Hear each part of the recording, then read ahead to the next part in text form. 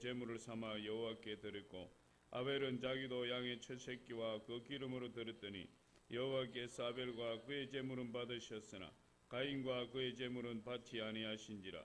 가인이 몹시 분하여 안색이 변하니 여호와께서 가인에게 이르시되 내가 분하여 함은 어찌 되며 안식이 변하면 어찌 됨이냐. 내가 선을 행하면 어찌 낯을 들지 못하겠느냐. 선을 행하지 아니하면 죄가 문에 엎드려 있는지라. 죄가 너를 원하나 너는 죄를 다스릴지니라. 가인이 그의 아우 아벨에게 말하고 그들이 들에 있을 때에 가인이 그의 아우 아벨을 쳐 죽이니라. 여호와께서 가인에게 이르시되 내 아우 아벨이 어디 있느냐. 그가 이르되 내가 알지 못하나이다. 내가 내 아우를 지키는 자니이까. 이르시되 내가 무엇을 하였느냐. 내 아우의 핏소리가 땅에서부터 내게 호소하느니라. 땅이 그 입을 벌려 내 손에서부터 내 아우의 피를 받았은즉 내가 땅에서 저주를 받으리니 내가 밭을 갈아도 땅이 다시는 그 효력을 내게 주지 아니할 것이요 너는 땅에서 피하며 유리하는 자가 되리라. 가인이 여호와께 아뢰되 내 재벌이 지기가 너무 무거우니이다. 주께서 오늘 이 지면에서 나를 쫓아내시온즉 내가 주의 낯을 배웁지 못하리니 내가 땅에서 피하며 유리하는 자가 될지라. 물은 나를 만나는 자마다 나를 죽이겠나이다.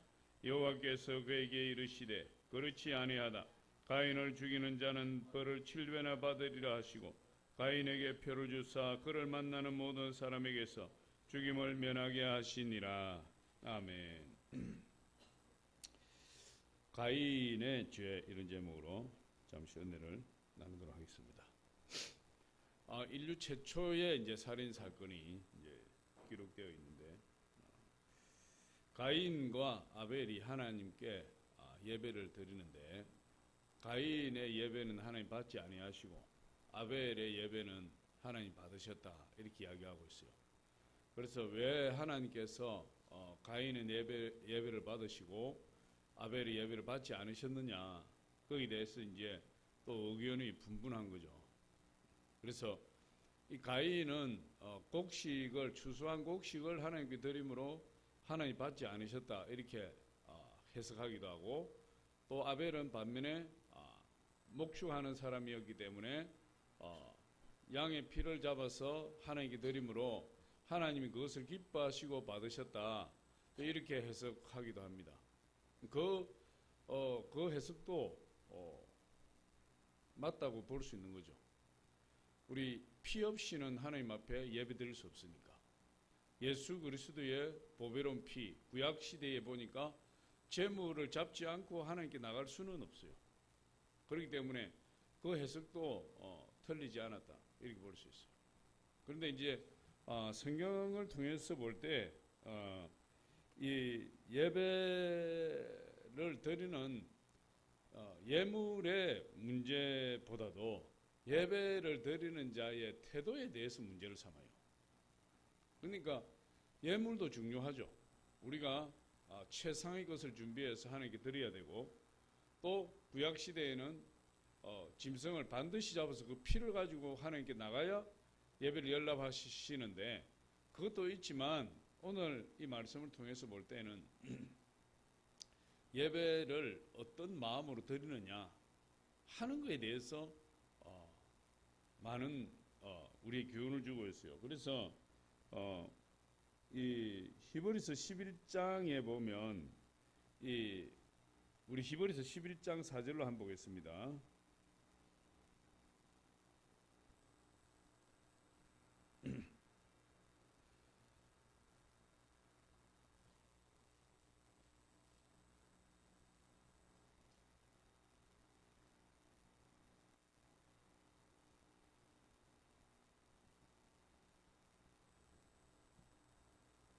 히브리서 11장 4절에 보면 이렇게 이야기하고 있습니다.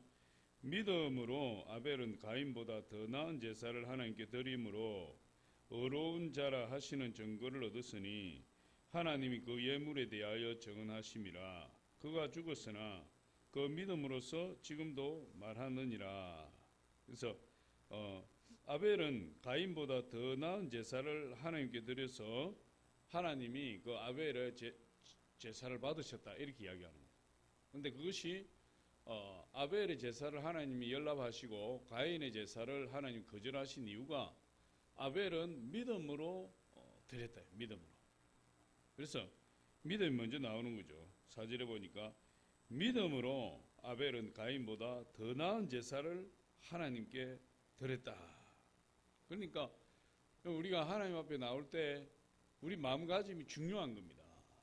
어떤 마음으로 나오느냐. 그래서 예수님도 사마리아 수가성에서 그렇게 말씀하셨잖아요. 신령과 진정으로 예배를 드리는 자를 하나님이 지금도 찾고 계신다. 요한복음 4장에 그렇게 이야기하고 있어요. 그러니까 우리가 일상적으로 일주일에 몇 번씩 드리는 예배지만 정말 그 예배가 하나님께 연락되기 위해서는 우리의 믿음으로 준비하고 믿음으로 예물도 믿음으로 준비하고 우리의 마음도 믿음으로 정결하게 준비하고 하나님 앞에 나오는 것도 믿음으로 나와야 된다. 모든 게 믿음으로 준비를 해야 하나님 받으시는 거죠. 믿음이 없는 사람의 예배를 하나님이 어떻게 받으시겠습니까? 몸이 여기 와 있어도 마음은 집에 숨겨놓은 꿀단지에 가 있으면 그 예배를 하나님 기뻐하지 않으시는 거죠. 마음은 여기 있는데 몸은 여기 있는데 마음이 다른 데 있으면 예배 시간이 귀찮은 거예요. 빨리 안 끝난다고 이야기해. 목사님 설교가 왜 저렇게 기냐고 이야기해. 불평해. 다른 일이 급한 일이 있는 사람은 그렇다 이 말이에요. 그런데 나는 예배 드리는 이 시간은 온전히 하나님께 드린 시간이야 하고 이 시간은 하나님의 시간으로 떼어서 드리면 목사님 설교가 길든 짧든 문제가 되지 않는 겁니다. 할렐루야. 그래서 오늘 말씀 보니까 믿음으로 아벨은 가인보다 더 나은 제사를 하나님께 드림으로 의로운 자라 하시는 증거를 얻었으니 하나님이 그 예물에 대하여 정언하심이라. 그래서 하나님이 믿음으로 드리는 그 예물 그것을 하나님 받으셨다. 믿음으로 드리는 예물. 할렐루야. 그러니까 믿음이 없이 우리 성도님들이 참 감사한 게 이렇게 항상 다 이게 1,000원이 들었든 10,000원이 들었든 헌금 봉투를 준비한다. 헌금 봉투를. 그런데 많은 경우에 헌금 봉투를 준비하고 미리 기도해서 하나님께 드리는 것이 아니라 헌금 도로 호주머니 넣어가지고 싹 이렇게 해서 싹 아무도 못 보게 해가지고 싹 이렇게 쏙 집어넣고 싹 빼고 이렇게 하잖아요. 이게 준비가 안 된 거지. 믿음으로 드리는 게 아니고 때가 되니까 그냥 이렇게 넣는 거지. 근데 이 아벨은 믿음으로서 예배를 준비하고 예물을 준비하고 하나님께 드렸다. 그래서 가인보다 더 나은 예배가 되었고 하나님이 연락하시는 그런 예배가 되었다. 그렇게 이야기를 하고 있어요. 믿음으로 아벨은 가인보다 더 나은 제사를 하나님께 드림으로 의로운 자라 하는 증거를 얻었으니 하나님이 그 예물에 대하여 정언하심이라. 그가 죽었으나 그 믿음으로서 지금도 말하느니라. 그래서 진정한 믿음을 가진 사람은 예배를 제대로 드릴 줄 아는 거죠. 예배를 제대로 드린다는 것은 그 사람의 마음속에 믿음이 장착이 되어 있다 이렇게 볼 수 있는 겁니다. 예배를 어떻게 드리느냐, 어떻게 준비하느냐 거기에 대해서 우리가 그 사람의 믿음을 알 수 있어요. 그래서 예배를 준비하는 사람은 정성 없이 교회에 나오지 않고 쓰레빠 신고 교회 안 나옵니다. 쓰레빠 신고 교회 안 나오고 비싼 옷, 새 옷 입고 오라는 것이 아니라 누가 쓰레빠 신었나? 오늘 갑자기 찔립니다. 또 옷도 비싼 옷 입고 오라는 것이 아니라 그래도 하나님 앞에 나오니까 단정하게 입고 이렇게 나오는 거죠. 그리고 예배 시간도 하나님 앞에 나오는 것이기 때문에 적어도 예배 시간 20분 전에는 나와서 기도로 준비하고 찬양으로 준비하는 그런 모습을 볼 수가 있는 거죠. 그래서 믿음의 예배를 드리는 사람은 하나님도 기뻐하시고, 할렐루야, 하나님도 기뻐하시고 사람들에게도 존중을 받는다. 하나님을 제대로 예배하는 사람은 그리스도를 기뻐하는 자, 제대로 예배하는 자 아니겠어요? 하나님의 기쁨이 될 뿐만 아니라 사람들에게도 존중을 받는다. 우리가 하나님을 제대로 믿으면, 예수님을 제대로 믿으면 예수님을 알지 못하는 사람들이 존중할 수밖에 없어요. 존중할 수밖에. 그래서 우리 로마서 14장에 보니까 그렇게 이야기하고 있습니다. 로마서 14장 우리 한번 잠깐 보겠습니다.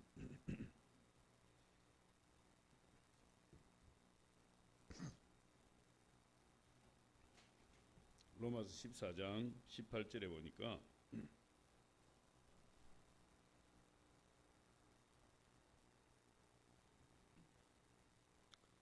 우리 같이 한번 읽어볼게요. 시작. 이로써 그리스도를 섬기는 자는 하나님을 기쁘시게 하며 사람에게도 칭찬을 받느니라.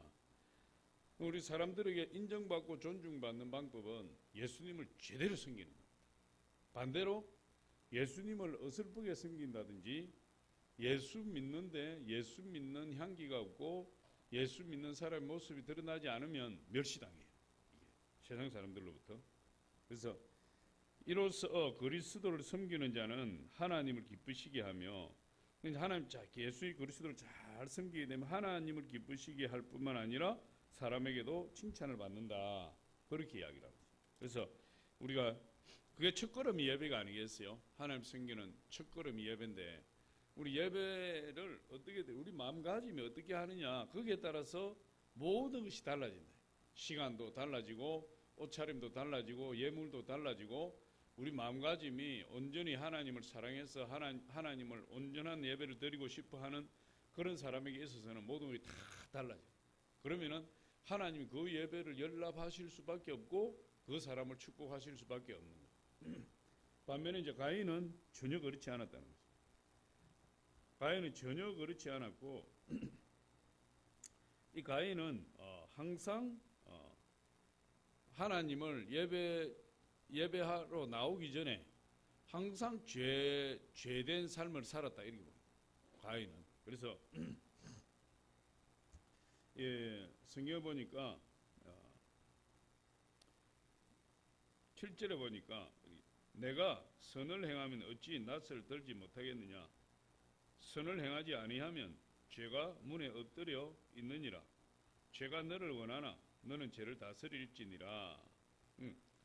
지금 갑자기 예배를 하나님 받지 않으셨고 거기에 대해서 가인이 기분이 나빠서 안식이 변했는데, 하나님께서는 내가 너의 예배를 받지 않는 이유에 대해서 말씀을 하시면서 뭐라고 이야기합니까?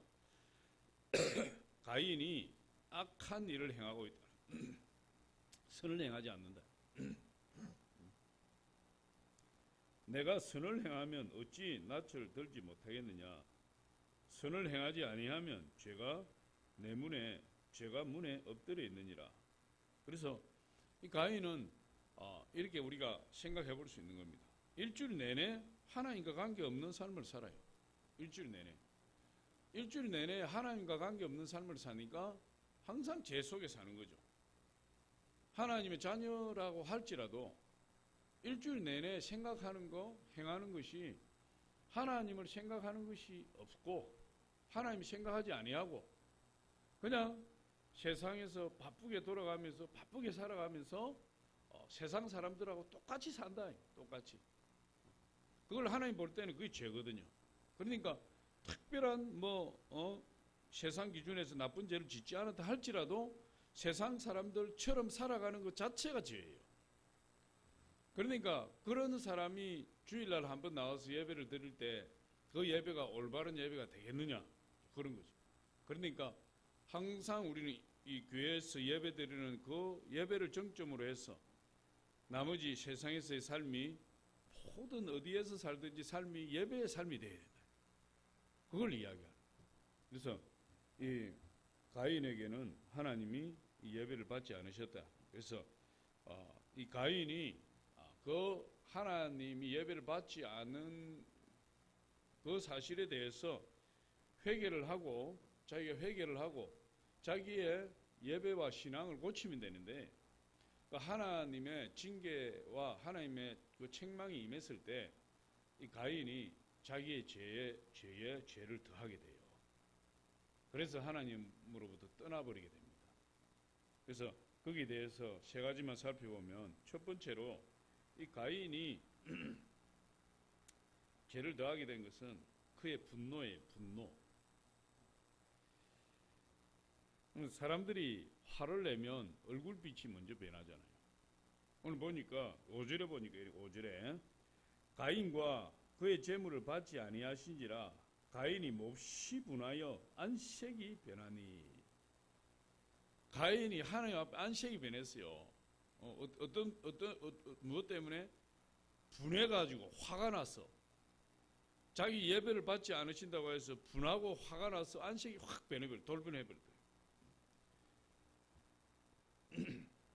그런데 성경은 끊임없이 우리에게 뭘 이야기합니까? 화를 다스리라.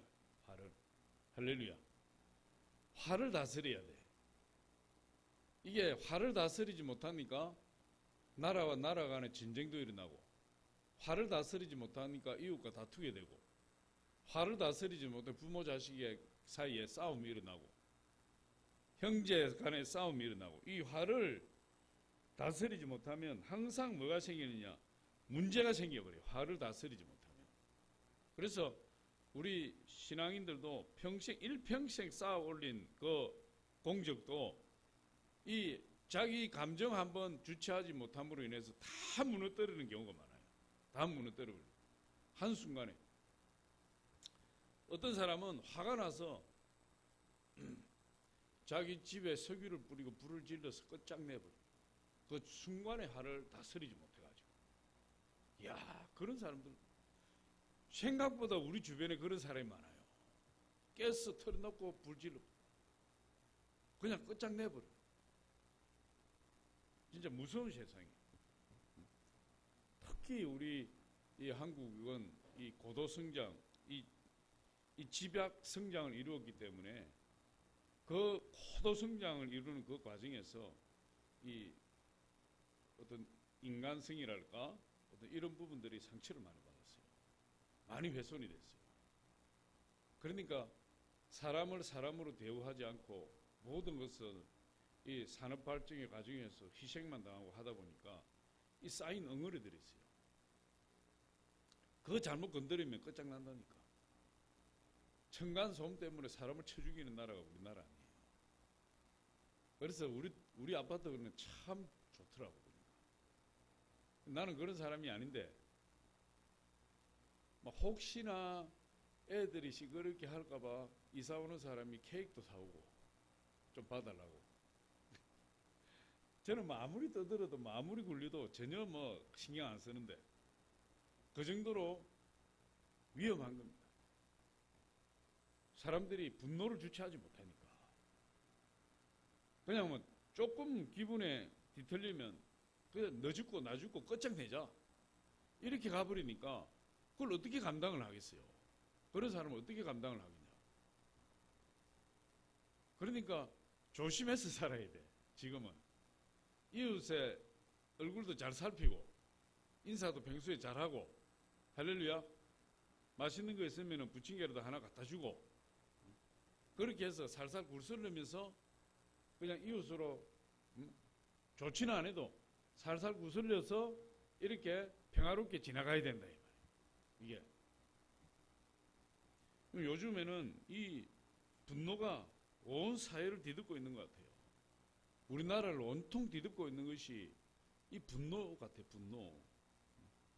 오늘 7절에 보니까 내가 선을 행하면 어찌 낯을 들지 못하겠느냐. 선을 행하지 아니하면 죄가 문에 엎드려 있느니라. 죄가 너를 원하나 너는 죄를 다스릴지니라. 이렇게 말씀합니다. 분노의 감정을 다스리라 이 말이에요. 그걸 다스리지 못하면 믿음의 사람도 신앙의 사람도 어떤 일이 일어날지 모른다. 어떤 일을 당할지 모르는 거죠. 그래서 성경은 우리 이 분노의 감정, 화가 난 상태, 이것을 잘 다스리면 된다고 이야기하고 있어요. 화가 나는 것까지 막으라고 할 수가 없어요. 이게 사람 감정이기 때문에. 그런데 화가 났을 때, 분노가 치밀어 올랐을 때 그것을 어떻게 잘 다스리느냐, 그걸 얼마나 잘 조절할 수 있느냐, 거기에 따라서 사람의 운명이 바뀔 수가 있어요. 그래서 분노하는 것, 화를 내는 것, 그 자체는 성경이 죄라고 이야기하지 않습니다. 그러나 그 화를 내는 것, 분을 풀지 못하고 그걸 폭발시키는 것, 그건 죄가 돼요. 그래서 우리에게 그런 훈련이 필요합니다. 죄를 지으려고 할 때, 분노가 폭발할 때 그거를 참고 기도로 이길 수 있는 그런 믿음이 필요해요. 사도 바울 선생은 그렇게 이야기합니다. 화가 나더라도 그 화를 품고 잠을 자지 말라. 화를 품고. 그러니까 화가 나는 것을 인정하는 거잖아요. 분이 나는 것을 인정을 하잖아요. 성경도 우리 사람이 감정이 있기 때문에 우리 기쁜 일이 있으면 기뻐하듯이 또 분노할 일이 있으면 분노하게 되는 거예요. 그런데 그렇게 하더라도 그것이 죄는 아니지만 그 화를 품고 잠을 자지 말라. 그렇게 되면 어떻게 된다는 거죠? 그 분을 품고 자기 때문에 그 분이 자기를 망친다. 그 화가 자기를 망쳐요. 그리고 그 화가 자기만 망치는 것이 아니라 이것이 다른 사람을 망치게 된다. 그래서 분을 품고 잠자리에 들지 말고 분을 풀어야 된다. 에베소 4장 26절로 27절에 우리 같이 한번 보겠습니다.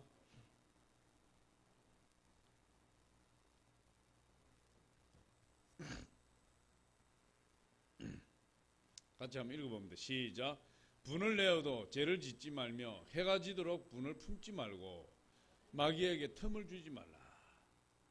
분을 빨리 풀으라는 거예요. 빨리 풀어버려라. 할렐루야. 빨리 풀어버리고 잠자리에 들지 말라. 그러면은 그렇게 하면 마귀가 틈을 타서 그 사람을 사로잡게 된다. 그래서 우리에게 일어나는 분노는 어쩔 수 없지만 그 분노의 감정을 다스리지 못하면 죄를 짓지 말 것이 죄가 되는 겁니다. 이 알렉산더 대왕이 이 온 세계를 정복해 나갈 때 그 어릴 때 친구가 장군이 되어서 자기 참모가 되었어요.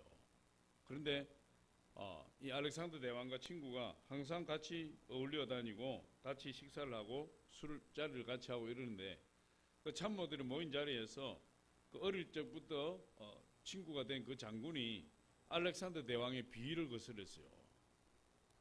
알렉산더 대왕이 참다가 그 분노를 절제하지 못해서 창을 뽑아서 던져버렸어요.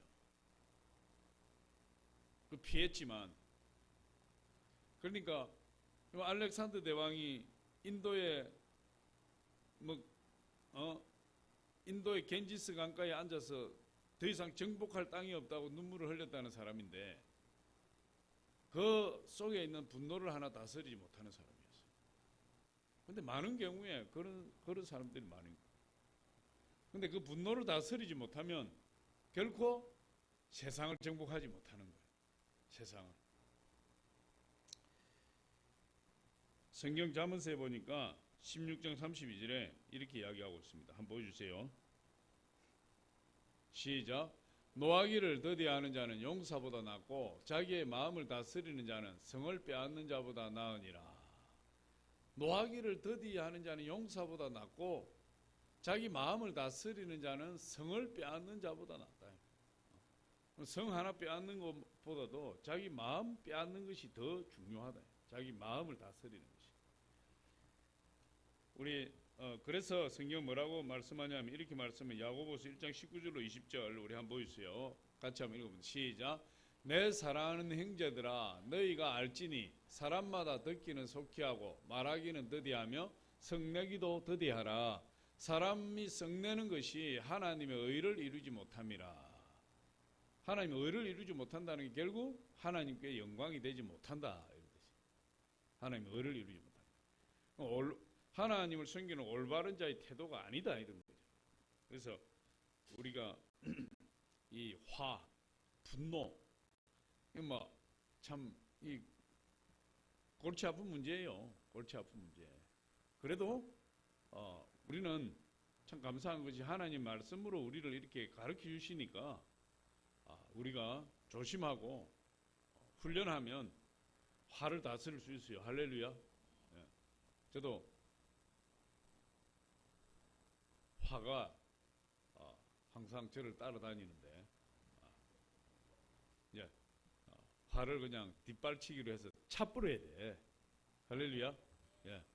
그러면 우리는 참 감사하잖아요. 하나님이 이렇게 하나하나 가르쳐 주시니까 얼마나 감사해요. 세상 하나님을 알지 못하는 사람들은 이런 성경 말씀을 모르니까 그냥 화가 나고 감정이 격해지고 그러면은 화가 나는 대로 감정이 격해지는 대로 그렇게 막 자기 분노를 표출해버리고 그러면은 문제가 생기는데 우리는 하나님이 미리 아시고 가르쳐 주시니까 또 가인을 통해서 가인이라는 이런 모델을 통해서 가르쳐 주시는 거잖아요. 그래서 이 가인이 죄에 죄를 더하게 된 첫 번째 원인이 분노를 다스리지 못했다. 두 번째로 보면은 가인의 질투심이에요. 가인의 죄를 더하게 된 두 번째 이유가 질투심이에요. 9절에 보니까 이렇게 이야기합니다. 9절에 여호와께서 가인에게 이르시되 내 아우 아벨이 어디 있느냐? 그가 이르되 내가 알지 못하나이다. 내가 내 아우를 지키는 자니까 이렇게 이야기합니다. 내가 내 아우를 지키는 자니까 지금 하나님이 질문하는데 내가 내 아우를 지키는 자입니까? 이 말에 감정이 들어가 있는 거죠. 감정이.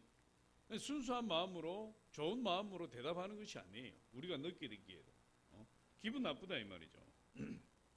감정이 실려있다. 일종의 불평이고 항의고 원망하는 그런 마음이 내포되어 있어요. 그 말 속에.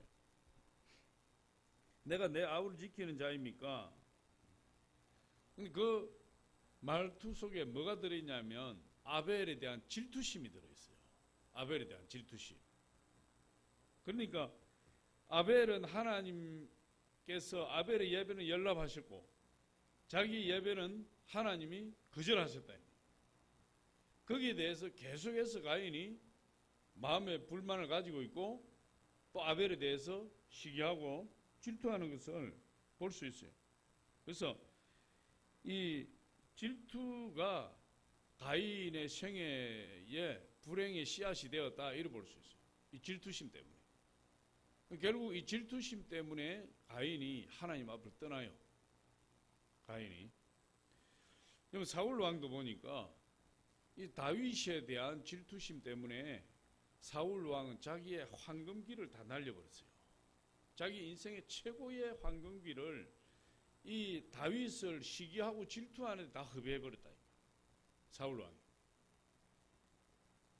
결국은 그 질투심 때문에 자기의 왕권도 잃어버리게 되고 만약에 사울 왕이 다윗을 질투하지 아니하고 그를 사위로 맞이해서 사위가 되었는데 쫓아버렸죠. 사위를 맞이해서 그 다윗에게 알맞는 직책을 주고 다윗을 대우를 했다면 사울 왕의 왕권은 더욱더 견고하게 되었을 것이고 이스라엘 나라는 강력하게 되었을 것입니다. 그런데 성경을 보니까 이 사울이 끊임없이 다윗을 시기하고 질투하고 나중에는 다윗을 죽이지 못해서 다윗을 죽이려고 쫓아다니는 그런 비극적인 상황이 연출이 되고 있어요. 그래서 결국 그 질투심 때문에 사울 왕이 망하는 겁니다. 그 질투심 때문에 사울 왕국이 망하는 거예요. 우리가 잘 알고 있는 그 아마데우스라는 영화를 보니까 거기에 살리에르라는 궁중 악사가 나와요. 거기에 대적에서 나타난 사람이 누굽니까? 모차르트, 볼프강 아마데우스 모차르트. 이 살리에르는 궁중 악사로서 천재적인 사람이에요. 이 사람들. 그 천재적인 사람이 아니고는 궁중 악사로 들어갈 수가 없고 거기서 수많은 사람들을 거느리고 기획하고 그렇게 하는 사람인데 아니 이 천재 작곡가로서 그 자기의 실력을 발휘하고 있는데 이 볼프강 아마데우스 모차르트라는 이 형편없는 사람이 나타나서 그냥 오선지 가지고 막 몇 짝 끌적거리면 명곡이 탄생해 버리는 거예요. 이 살레르는 그렇게 막 머리를 짜내고 맨날 며칠 잠 못 자고 머리를 쥐어 짜도 곡 하나 완성하기 힘든데 이 모차르트는 그냥 장난치듯이 칙칙 하면은 그냥 명곡이 탁탁 튀어나오니까 그 질투심에 눈이 멀어서 견디지 못합니다. 그래서 이 살레르가 하나님 앞에 나가서 기도해요. 십자가 밑에서 이렇게 기도합니다. 주님이시여, 왜 저 천하고 더러운 볼프강 아마데우스 모차르트에게는 저런 능력을 주시고 주님의 종으로서 선하게 살려고 하는 나에게는 그런 능력을 주지 않으셨습니까? 그러니까 뭐 이 모차르트에 대한 이 시기심, 질투심 때문에 자기가 누리고 있는 모든 것들을 도저히 만족이 안 되는 거예요. 만족이. 결국은 이 살리에르가 자기의 질투 대상인 모차르트를 죽이고 자신도 정신병원에 가서 파멸에 이르고 마는 그런 내용을 그리고 있어요. 남과 비교하는 비교의식, 질투심, 그것이 우리 크리스찬들에게 있어서는 아주 지독한 독과 같아요. 나를 죽이는 독이에요. 상대방을 인정해야 돼. 상대방 가진 달란트 인정하고 또 나에게도 하나님 주신 달란트가 있으니까 할렐루야. 내가 볼 때 적어 보이는 것이지 남이 나를 볼 때는 그것도 크게 보이는 거예요. 여러분 가지고 있는 달란트가 저보다 훨씬 큰 달란트를 가지고 있다니까요. 할렐루야. 그러니까 하나님이 나에게 주신 그 달란트를 귀하게 여기고 내가 지금 하나님 주신 달란트로 주님께 쓰임받고 있는 이것을 감사하게 여기고 사람과 비교할 필요가 없어요. 우리 믿음의 사람들은 자존감이 높아야 돼. 높아요. 할렐루야. 나는 귀한 존재예요. 왜? 나는 하나님의 아들이니까, 하나님의 딸이니까. 하나님 우리 한 사람 한 사람 걸작품으로 만들었다 그랬잖아요. 걸작품. 그러니까 나 같은 사람은 70억 인구 가운데 한 사람도 없어. 나 빼고. 여러분 보석이 왜 귀합니까? 희귀하기 때문에 귀한 거 아니에요. 가치가 높은 거 아니에요. 우리 한 사람 한 사람은 다 하나님의 걸작품이야. 어디에 가도 여러분 같은 사람 만날 수가 없어요. 그러니까 누구하고 비교를 하겠습니까? 비교하면 불행해지는 거죠. 질투는 이 비교의식에서 나오는 것인데 질투는 화신이 되어서 나를 불태워버린다. 나를 불태워버리고 상대방까지도 파멸에 이르게 하는 거예요. 이 사울 왕도 이 살로에르도 마찬가지로 그 남과 비교하면서 그 시기 질투심에 사로잡혀서 자신도 망하고 상대방도 패망시키는 그런 비극이 일어나요. 그래서 이 질투심을 극복해야 돼요. 우리 주의 종들에게도 이 질투심, 시기심이 얼마나 많은지 몰라. 주의 종들이 많다니까 좀 의아한 것 같은데. 이 주의 종들은 다른 데 대한 질투심이 아니라 누가 설교를 잘한다 하면 거기에 대해서 질투심이 생기고 교회가 부흥된다 그러면 거기에 대한 질투심이 생기고 할렐루야. 비교하는 거예요. 왜 우리 교회는 왜 부흥이 안 되는데 저 교회는 부흥이 잘 되는가? 왜 내가 설교하면 사람들 자차하는데 전 목사님이 설교하면 아멘 소리가 그냥 천장을 들썩거리게 하는가? 그런 거에 대한 질투심이 있다. 주의 종들은 뭐 돈이 많아서 질투하는 것이 아니고 얼굴이 잘생겨서 질투한. 나는 얼굴 잘생긴 목사도 별로야. 키 큰 목사님도 별로 안 부러워. 왜 그러냐면 이 후광이라는 게 있잖아요. 후광. 뭐 유명한 배우 아버지를 둔 배우는 그 아버지 후광 때문에 자신의 실력을 100% 인정받기 힘들어.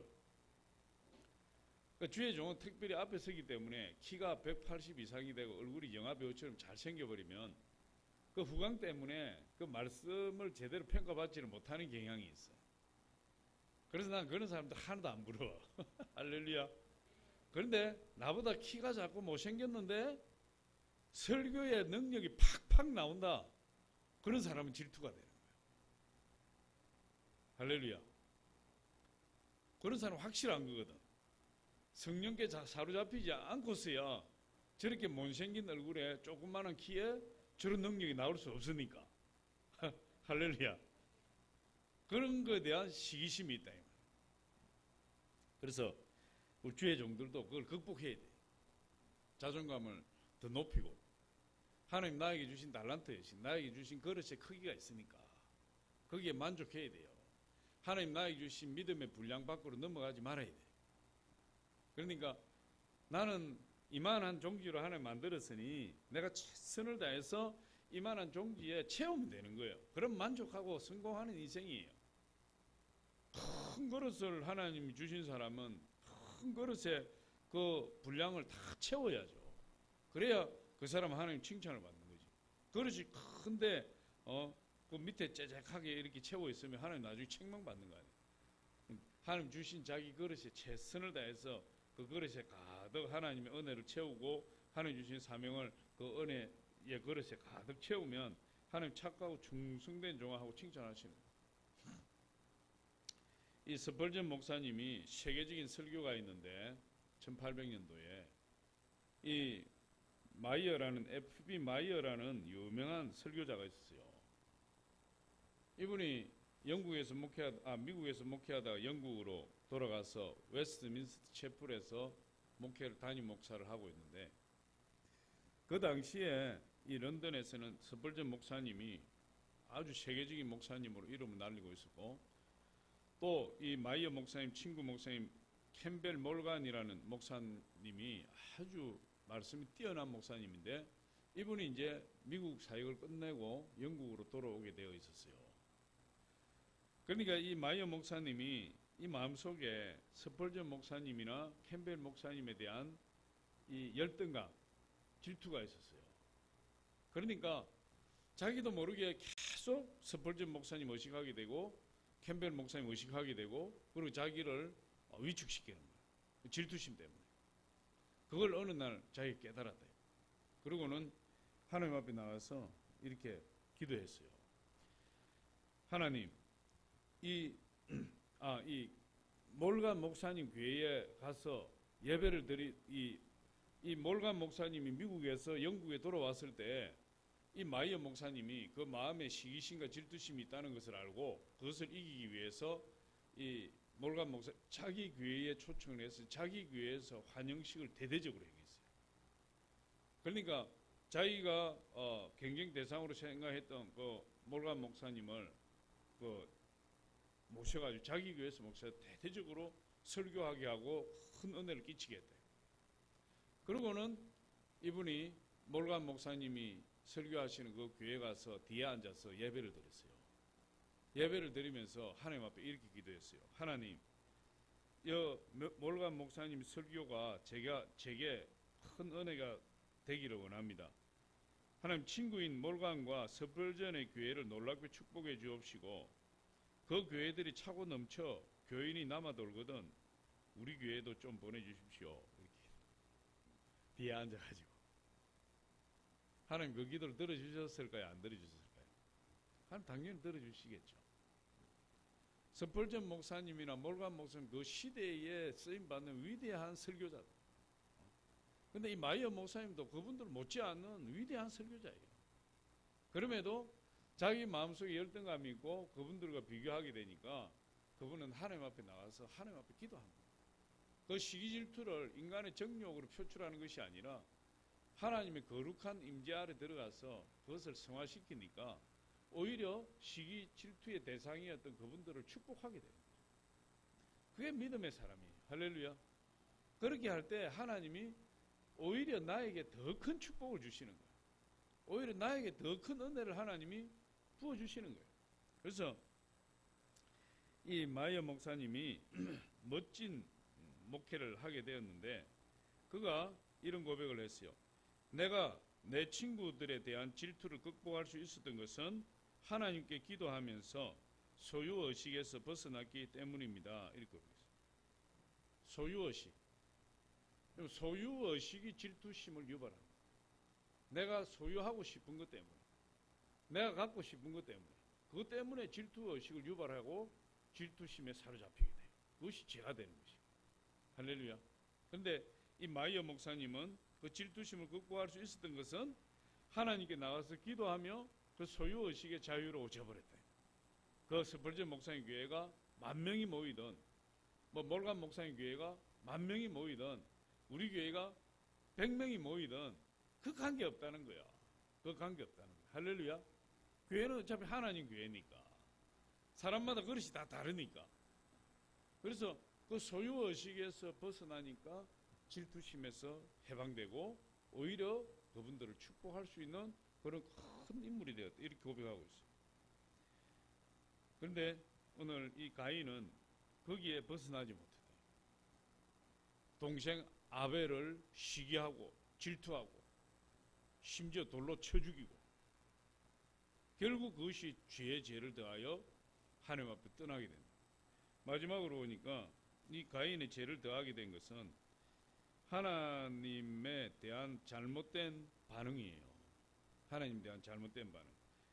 오늘 9절에 다시 보니까 내 아우 아벨이 어디 있느냐 이렇게 이야기하니까 내가 내 아우를 지키는 자니까 이렇게 대답을 했어요.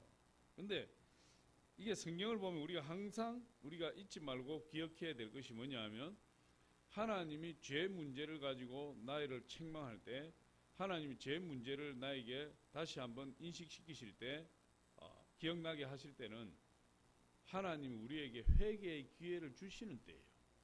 회개의 기회. 할렐루야. 하나님은 우리를 끝까지 붙드시기를 원한다. 하나님. 우리 아무리 큰 죄를 지어도 하나님 선지자들을 통해서 엄청난 저주와 심판에 대해서 예언을 하게 하시는데 그 엄청난 심판과 엄청난 재앙과 엄청난 저주에 대해서 심판을 하시잖아요. 그럼 왜 합니까? 회개하고 돌아올 수 있는 기회를 주시는 거예요. 그게. 우리는 그런 성경을 읽을 때 이야 우리 하나님 잔인하신 분이구나. 하나님 한번 잘못 보이면 절단나는구나. 이렇게 생각할 것이 아니라 지금이 돌아가야 될 때구나 하는 것을 깨닫는 거예요. 선지자의 그 예언의 선포가 강력하면 강력할수록 때가 얼마 없다. 때가. 할렐루야. 그래서 하나님 부르시고 우리를 회복시키시려고 하는 의도를 선지자의 예언을 통해서 나타내는 거죠. 마찬가지로 내 아우 아벨이 어디 있느냐. 지금 가인이 아벨을 쳐 죽였다 이 말이에요. 쳐 죽였는데 하나님 다 알고 계신 겁니다. 다 알고 계시는데 그렇게 질문하는 것은 뭐죠? 회개할 기회를 주는 겁니다. 이때 회개하면 되는 거죠. 하나님, 제가 시기심에 질투심에 제 믿음 없음으로 인해서 제가 아벨을 쳐 죽였습니다. 하나님 용서해 주십시오. 그렇게 하면 상황이 달라지는 겁니다. 할렐루야. 그래서 이 가인이 죄를 자백할 수 있는 절호의 기회를 맞이했지만 하나님 앞에 회개하고 용서를 구하기는커녕 오히려 내가 내 아우 아벨을 지키는 자니까 하고 하나님 앞에 대꾸했어요. 잘못된 반응이에요. 잘못된 반응. 그래서 우리는 하나님이 우리의 죄를 지적하고 하나님이 우리의 잘못을 지적할 때 바로 회개할 수 있는 사람이 돼야 됩니다. 그 사람이 겸손한 사람이에요. 할렐루야.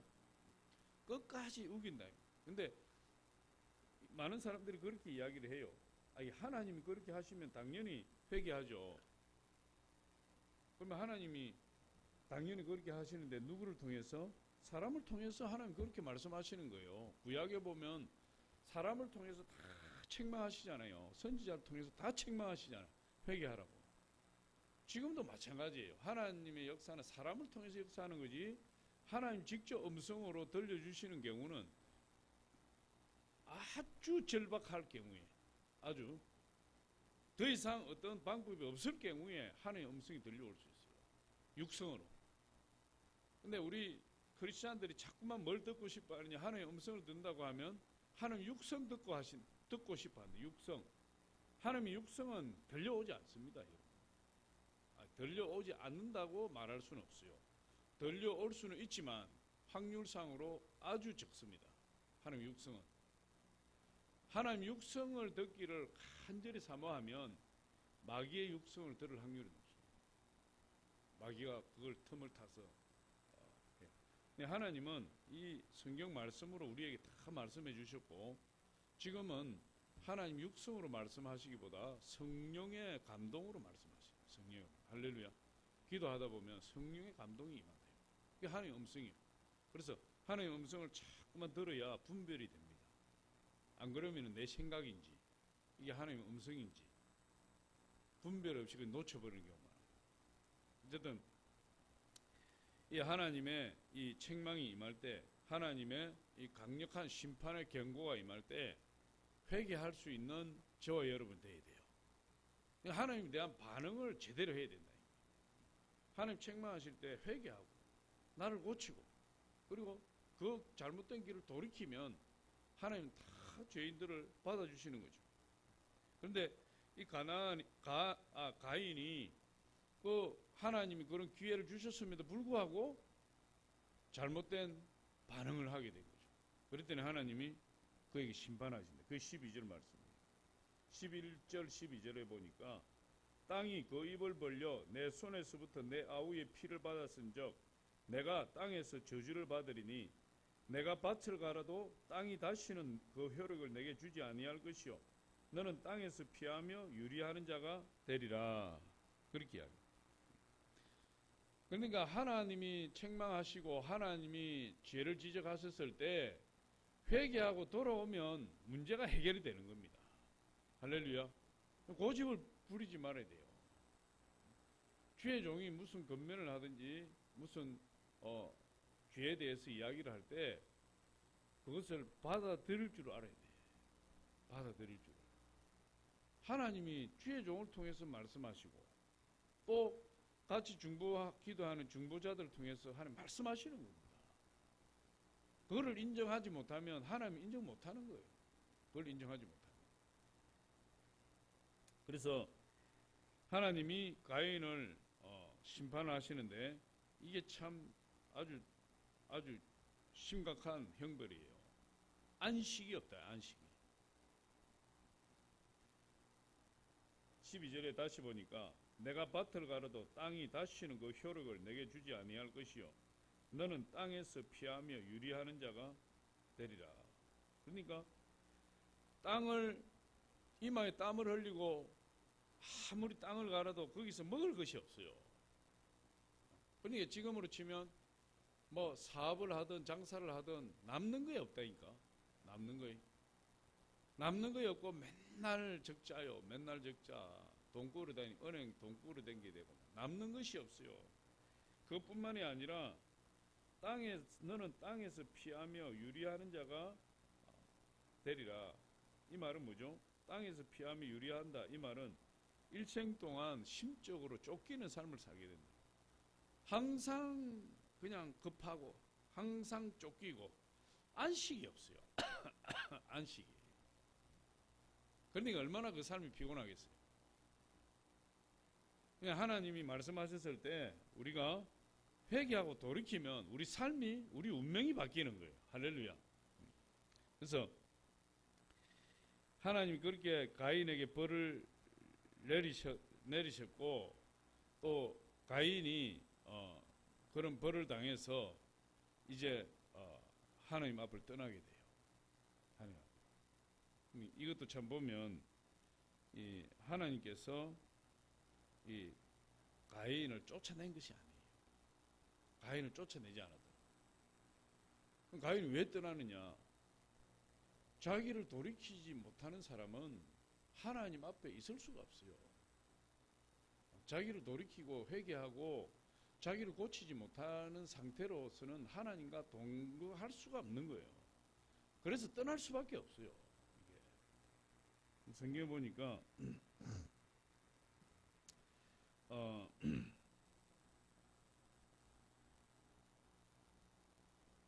14절부터 16절까지 보니까 이렇게 이야기합니다. 주께서 오늘 이 지면에서 나를 쫓아내시온저 내가 주의 낯을 배웁지 못하리니 내가 땅에서 피하며 유리하는 자가 될지라. 무릇 나를 만나는 자마다 나를 죽이겠나이다. 여호와께서 그에게 이르시되 그렇지 아니하다.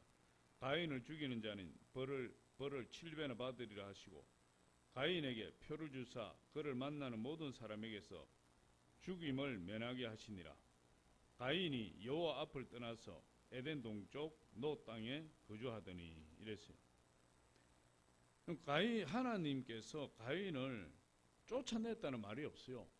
가인이 하나님 자기를 쫓아냈다고 이야기해요.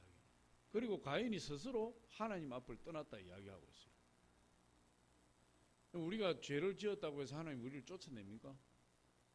우리 하나님은 우리 죄인을 사랑하시는 분이지 죄인을 미워하지 않아요.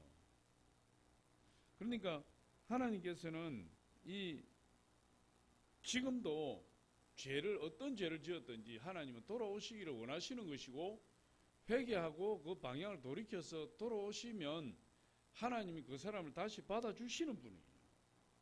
그런데 그것을 하지 못하게 될 때에, 회개하지 못하게 될 때에 내가 죄를 지었다는 사실을 알고 하나님 앞에 그 죄짐이 너무 무거운 상태에서 하나님의 제 책망을 내가 제대로 반응하지 못하고 내가 회개하지 못하면 그때부터 하나님 앞에 있는 것이 괴로운 거예요. 그래서 하나님을 떠나요. 떠날 수밖에 없다니까. 제 문제가 해결이 안 되면. 그래서 가인이 떠나는 거예요. 16절에 보니까 가인이 여호와 앞을 떠나서 하나님 쫓아낸 것이 아니에요. 자세히 읽으면 하나님이 가인을 쫓아낸 적이 없습니다. 하나님께서 이 가인에게 회개의 기회를 주셨지만 가인이 회개하지 못하니까 더 이상 하나님 앞에 있을 수가 없어서 하나님을 떠나기로 작정했어요. 그리고 하나님을 떠나게 돼요. 이제 하나님을 떠나게 되는데 가인이 떠나기 전에 이제 하나님 앞에 자기가 자기를 만나는 사람마다 자기를 죽일 것입니다. 그렇게 했을 때 하나님께서 표를 주셨다. 15절에 여호와께서 그에게 이르시되 그렇지 아니하다. 가인을 죽이는 자는 벌을 7배나 받으리라 하시고 가인에게 표를 주사 그를 만나는 모든 사람에게서 죽음을 면하게 하시니라. 가인에게 어떤 표를 주셨어요? 이제 일단의 사람들은 그것이 이제 저주의 표다, 죽음의 표다, 이제 그렇게 이야기하지만, 그럼 지금 우리가 문맥적으로 그냥 잠깐만 보더라도 이건 하나님 사랑의 표예요. 사랑의 표. 가인이 비록 하나님 앞을 떠났지만, 그러나 가인이 언제든지 하나님의 보호와 하나님과 함께 하시는 손길이 그 표를 통해서 나타나고요. 가인이 돌아오기만 하면 하나님 다 받아주시는 거죠. 우리 하나님 그런 하나님이시죠. 가인에게 주신 표가 형별의 표가 아니라 사랑의 표이고 은혜의 표로서 가인을 지켜주신다는 그런 표를 주셨어요. 그래서 하나님께서 가인을 사랑하시는 그런 예정과 보호가 비록 죄 가운데서 가인이 하나님을 떠나지만 하나님의 관심은 여전히 가인과 함께 있고 언제든지 가인이 돌아오기만 하면 하나님이 가인을 받아주실 그런 준비를 다 하고 계시는 것을 우리에게 보여주고 있어요. 그러니까 예수님이 십자가에서 죽으신 것은 우리의 모든 죄 때문에 죽으신 거 아니에요. 우리 죄 때문에 죽으셨는데 누구든지 십자가 돌아오기만 하면 되는 거예요.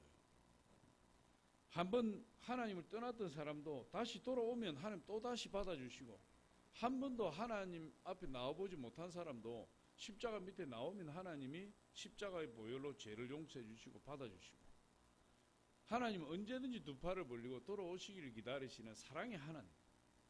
그래서 예수님이 죽으신 거죠. 그래서 징벌 뒤에 하나님의 심판과 징벌 뒤에라도 하나님의 사랑을 깨닫는다면 하나님 죄의 죄를 용서해 주시옵소서 하고 돌아오게 되면 하나님이 그 죄를 기억도 하지 아니하시고 하나님 그 사람을 하나님 자녀로 받아주신다. 그런 은혜가 있어요. 그런데 오늘 우리 말씀을 통해서 볼 때 우리가 죄를 회개하지 않으면 하나님과 함께 할 수 없다는 사실. 죄를 회개하지 않으면. 하나님 책망하실 때 철저하게 나의 죄를 회개하면 하나님과 동행할 수 있지만 회개하지 않은 죄가 있는 상태에서는 하나님이 떠나라고 하지 않으셔도 떠날 수밖에 없는 인간의 비극이에요. 그래서 오늘 이 가인의 죄는 세 가지입니다. 첫째, 분노했다. 분노. 두 번째, 질투심이었어요. 세 번째, 잘못된 반응이에요. 하나님 책망에 대한 잘못된 반응. 그것 때문에 가인의 죄가 더해졌고 가인은 결국 하나님 앞을 떠날 수밖에 없었던 그런 상황을 보여주고 있습니다. 기도하겠습니다. 아버지 하나님 감사합니다. 오늘도 주님께서 함께 하셔서 우리 가운데 역사하시고 축복하시니 감사합니다. 하나님의